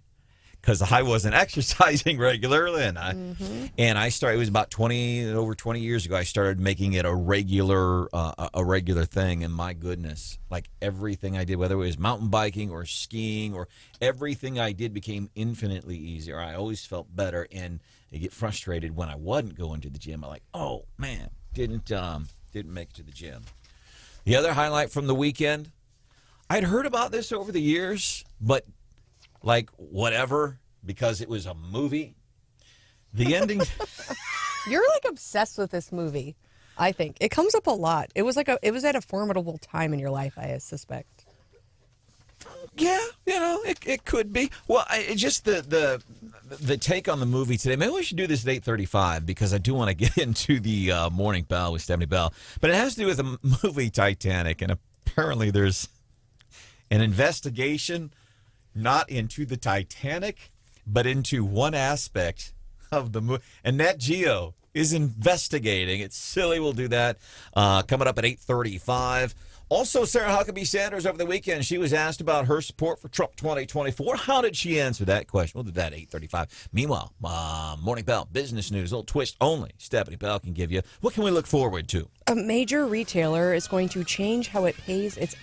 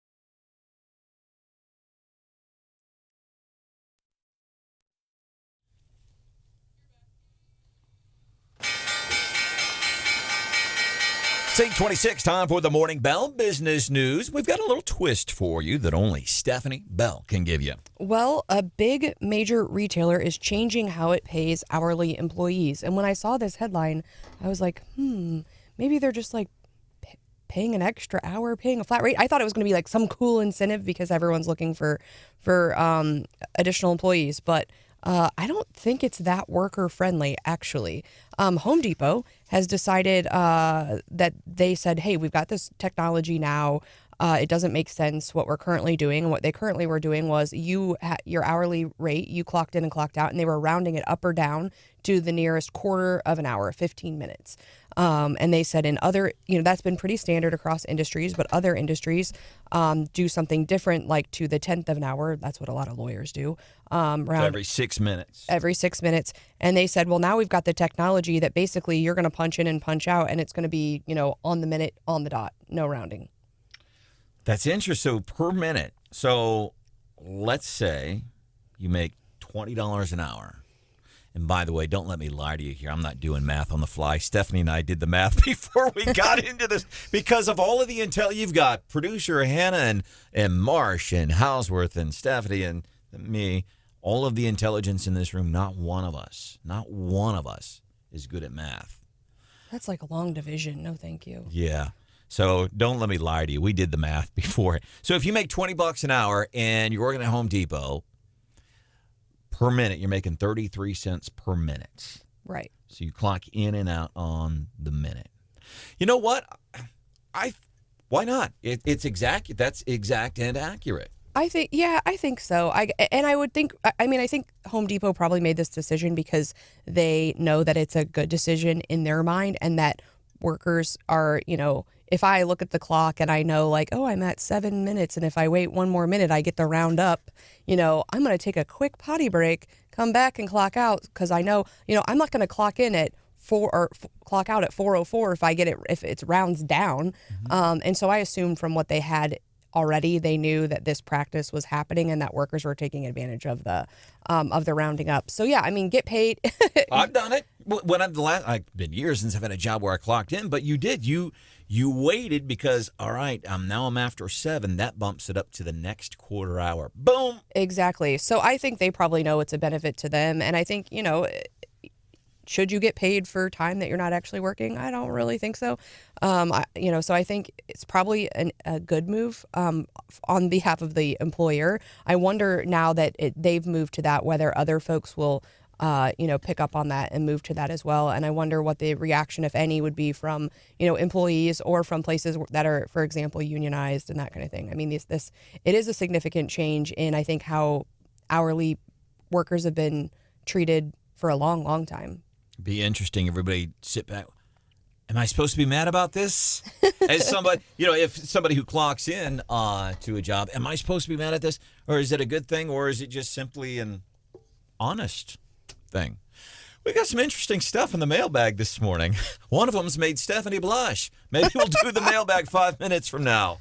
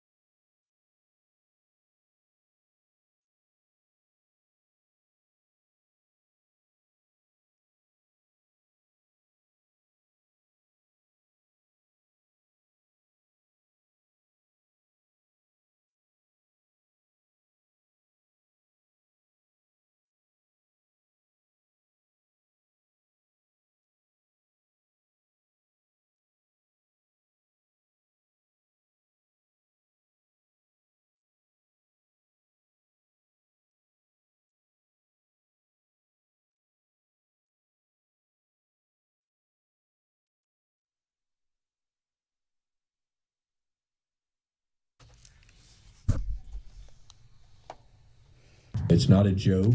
It's not a knee-jerk reaction. If you put that out there, as in you're the person responsible for posting that, you have to assume everyone's going to take that serious. And we do. I want the kids to understand this is not a joke. If you put it on social media, you mean it. We're not going to take it as a joke. Callaway County Sheriff Clay Chisholm. A couple days ago, North Callaway High School, somebody put out some threats on social media. They took action. Didn't the same thing just happen in California, too? There were some threats. I don't know if it was social media or what happened. Yeah, I don't know all the details. Yeah. I believe it was Snapchat. Yeah, something like that. And that's the other thing. I'm glad that he said this. Like, it's not a joke. You as a kid might think you're joking to put stuff like that onto the social media. He says it's no less of a joke just because it's on social media. If you were to call the principal's office and say, something you shouldn't be saying, it's just not funny, and it's a pain in the rear end. And the number of lives that affects that day. Number one, you've got people getting freaked out, parents freaking out, students freaking out, no matter how viable or unviable the threat is, school officials, and then you got to get law enforcement called off the streets to go and deal with something that somebody put. That affects a lot of people. And it takes them off the highway because some of those deputies work on the highway at 54 and 70 as well. Your point's very well taken, Brandon. The juvenile suspect, Andy Humphrey, reporting the other day for us that the person was released to the county juvenile office. I also remember a very recent one in Mexico. If you remember, right before Christmas, we had one in Mexico, Missouri. As I recall, it was at the high school, and we had one at Hickman, November, as I recall. None of just again, it was things posted on social media, but again, it does take a lot of resources, and then police had to, come in and provide patrols. In the end, there were no injuries, but it is very serious, and we'll see what happens. Apparently, it was a juvenile taken into custody. It does. Brian Hausworth, producer Hannah is here. Stephanie Bell, John Marsh. You monitor any more classified documents found on the president's person? I loved on the Facebook over the weekend, people were putting out, what was it, marked safe from classified documents. Saw that everywhere. My favorite was a tweet that just said, "Hey everybody, maybe we should just check your homes right now for any classified documents laying around." Okay, thanks. Didn't Twitter go after somebody posting about the Missouri legislature dress code? Didn't Twitter go after somebody for that? Twitter flagged it in a thing that I'd never seen before on Twitter, and it said more context. And so it was Representative Peter Meredith basically said, we're like, Republicans are trying to make the dress code more strict. And Twitter put up this weird flag. You could click on it and said additional context. Actually, what was proposed was, an expansion of the previous dress code, and then cited an article actually out of the Post-Dispatch, I think. So we were looking Very at interesting. This dress code thing, and it gets so angry. We're used to it by now, but these college grads that come out of these liberal universities in the headline, because all these headlines that they are writing, and there's nothing to this dress code story. But if you're Forbes, you have breaking the clothing police. Forbes. Breaking news. That's from Forbes magazine. So you've got somebody who went to a liberal university, studied journalism. They think that is okay. Breaking news. Our publication sucks and we need some clickbait. They just want you to click on it. I mean, that's all it is. The headlines are ridiculous. Viral moment. Politicians battle over dress code requiring women to cover arms, which that was already... Yeah, you already needed to wear a jacket. Amazing. All right. It appeared to me the changes were very similar. Basically the same policy, maybe a few words tweaked, but it did get a lot. You're right, Brandon and Stephanie, a lot of attention. CNN over the weekend had a live interview on their show with State Representative Ashley Awney from Kansas City. She did, and it was her first nationally televised interview on this very topic. We played some audio. This is from Fox, not a Fox News, but a Fox affiliate in St. Louis. Is that KDNL or KTVI, Fox in St. Louis? It'd be Fox 2 in St. Louis. Here's how they covered it. Well, the Missouri House had a debate, but not about laws this time. It was about what women are wearing to work. They've adopted a resolution this week, and the old dress code says women should wear dresses, skirts, or slacks, with a blazer or a sweater. The new rules now say proper attire for women is jackets worn with those dresses, skirts, or slacks. Change proposed by a woman who is Republican lawmaker Ann Kelly. The men's dress code did not change, nor was it debated. So just what I'm hearing, and if I'm overselling it or underselling it, let me know.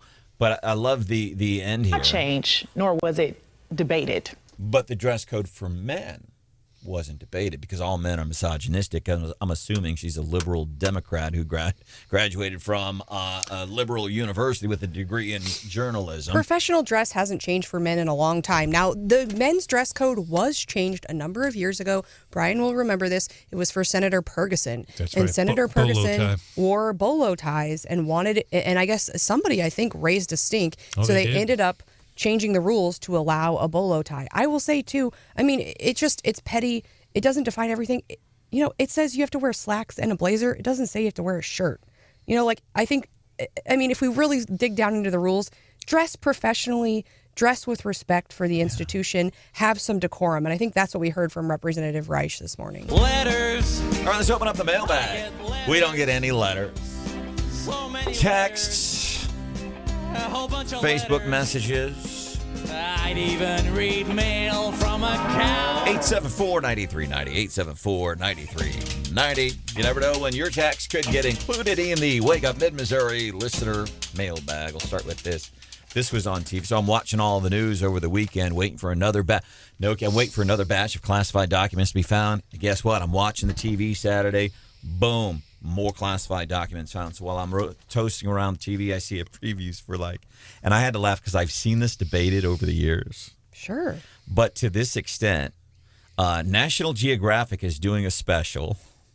National Geographic. Love National Geographic channel. But they're doing a special, Titanic 25 years later. But what they're investigating, anybody else seen this? What they're investigating, because people have asked over the years, hey, at the end of the movie, why didn't Jack, played by Leonardo DiCaprio, get up onto Rose's door, the door that was floating in the... And people have been debating this for 25 years now. Yeah. Which is, okay, internet chat rooms, I get it. People would probably laugh at some of the things I waste my time on, okay? Stop it, Brian. You said You're not supposed to agree. You said you found like a Mythbusters on this. So I'm going to research. I wanted to get some audio. I was going to pull up the last scene. Mythbusters apparently did a whole thing on this. Would Jack have survived if Rose had shared the door? So Stuart, in the mailbag this morning, Stuart says, holy crap, I saw that. This is what occupies our collective minds. Life is pretty easy. So they're doing an entire investigation to see if indeed that door could have supported two fictional characters in a movie that's 25 years old. Gosh. All right. What, Steph, you want to do the one that made you blush this morning? No. No? I mean, you can do it, but yeah, it's never too early apparently to get roasted by the Wake Up family. They keep us humble, you know? Really? Seriously?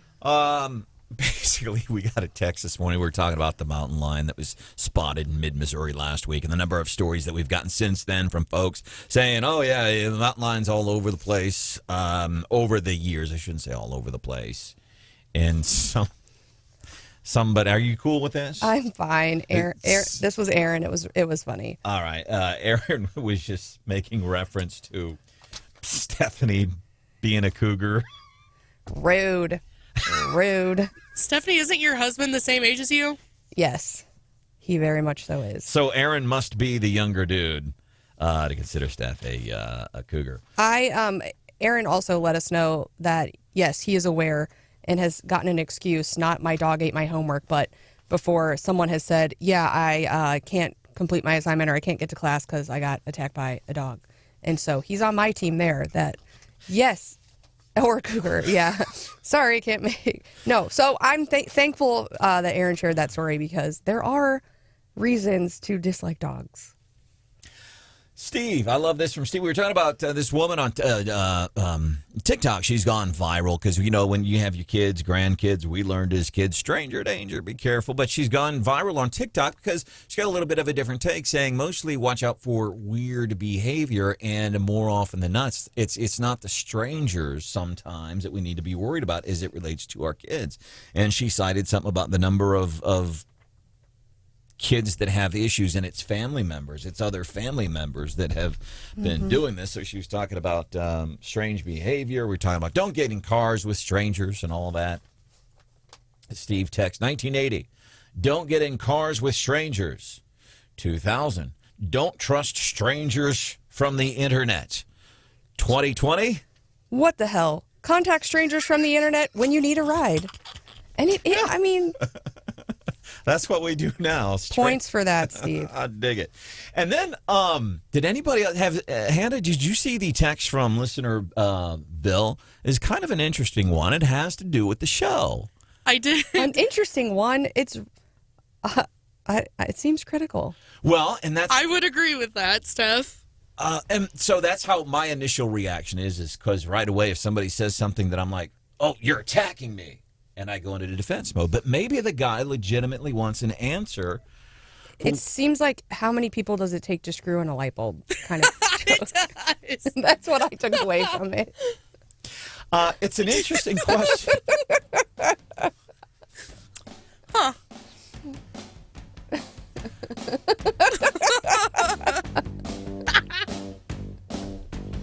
It's coming up next. Maybe.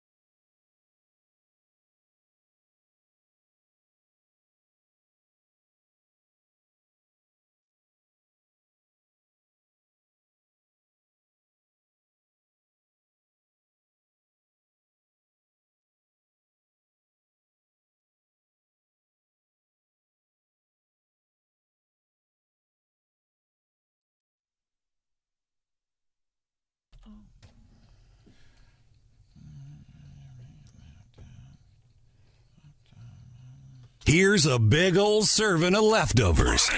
Enjoy. All right, some of the things we didn't get a chance to get to during the show. And there's a lot of things we didn't get to, but I did want to make sure that we got to this. We were doing our mailbags. That's why we love it. You know, the text, 874-9390. And if you're let's say you're a newer listener, you're one of those that's just you voted for Biden and you're shocked and disappointed at what's been happening. We want to welcome you into Wake Up Mid-Missouri on 93.9 The Eagle and 104.5 News Radio 950 KWOS. We won't chastise you. We will welcome you aboard and explain this stuff. But leftovers, we do listener text sometimes. And that's why we encourage you to use that text. We might use it in the mailbag. Interesting question from listener Bill, and I don't know that we've ever gotten this question. Well, and I feel bad now because Bill texted again. Well, the girl said, I might be a little perturbed. And my initial reaction was, because that's how I am as a human. I think if you're questioning me, you're out to get me. That's in my head. It's not real. And she texts, no. I'm genuinely curious about this question. He says, good morning. I've always wondered why it takes 5 people to screw in a light bulb. No, he didn't say that. But this is what it sounded like to me. I've always wondered why it takes 5 people on the air to do your morning show. He says, I can understand behind the scenes people, but why do you need 5 people? Anybody want to offer their opinion as to, sure, okay, go ahead.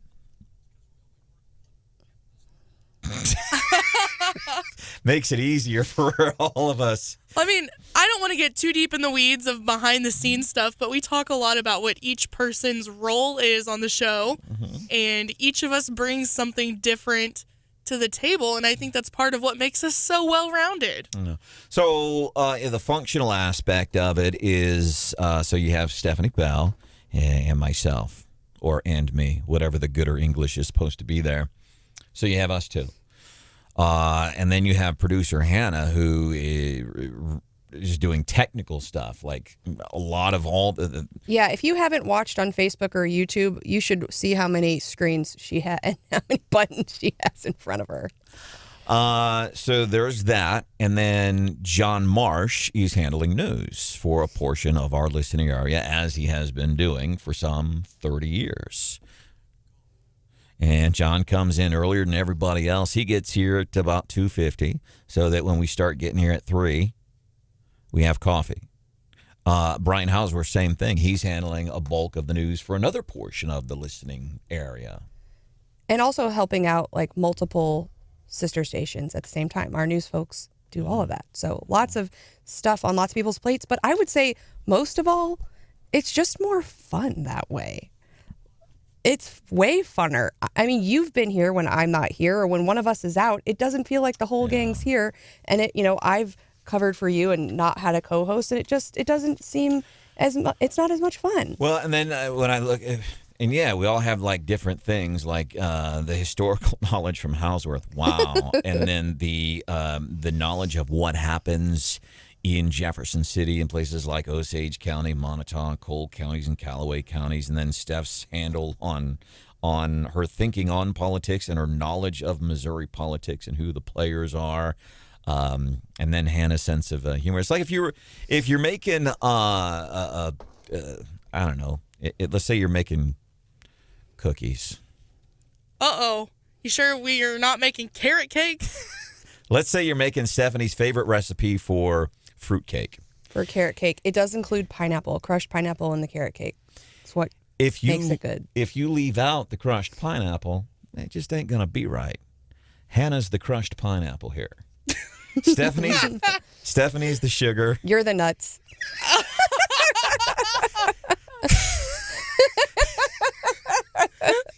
And Marsh? You're the carrot.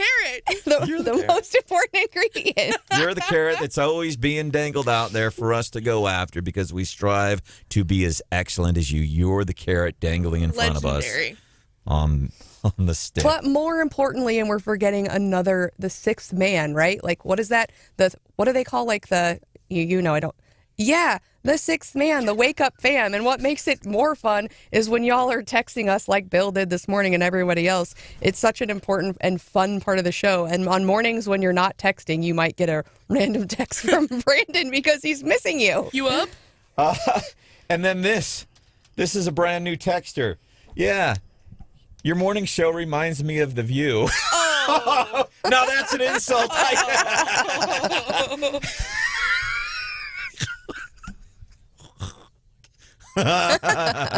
Hey, man, thanks for hanging out with all of us this morning. We appreciate you more than we could ever convey. My dad's favorite show, The Nolan Show's next. See ya. Bye.